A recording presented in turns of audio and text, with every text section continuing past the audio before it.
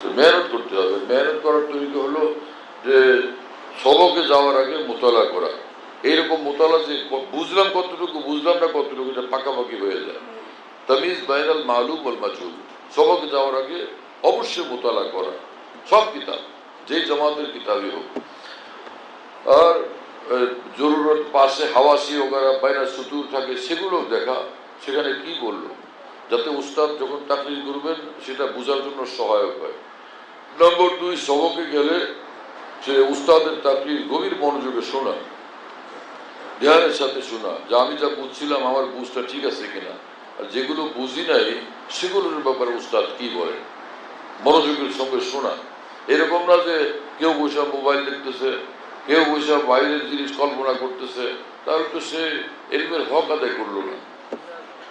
নম্বর 3, যখন সবক থেকে যাবে তো প্রতিদিন তাকরার করবে, প্রতিদিন তাকরার করবে, তাকরার না ছুটে একদিন। এই 3টা কাজ, মোতালা না ছুটে, উস্তাদের তাকরির মনোযোগ দিয়ে শোনা এটা না ছুটে, এবং সবকের মধ্যে কিতাব যাতে হল হয়ে যায় এটা যেন না ছুটে। আর উস্তাদ কথা বুঝে না আসে, আদবের সাথে উস্তাদকে তাৎক্ষণিক জিজ্ঞেস করা, হল করে নেওয়া।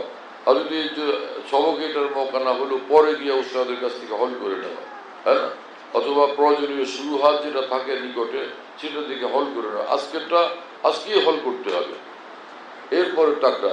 হাকিমুল উম্মত মাওলানা শাহ আশরাফ আলী থানভী রাহিমাহুল্লাহ বলেন, এই 3 কাজ যে তালিব ইলম করবে নিঃসন্দেহে সে মুহাক্কিক আলেম দ্বীন হবে।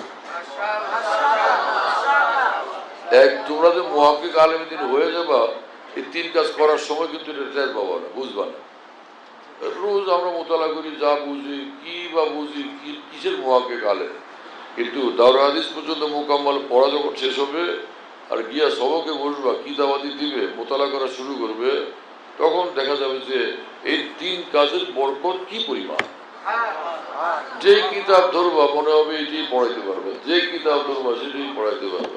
নাবিবি দিল ঠিক আছে, হেদায়াতুল নাও দিল ঠিক আছে, সরল জামি দিল ঠিক আছে, নুর নিজা কুতুবি দিল ঠিক আছে, হেদায়াত দিল ঠিক আছে, জালালি শরীফ দিল ঠিক আছে, বাজাবি দিল ঠিক আছে।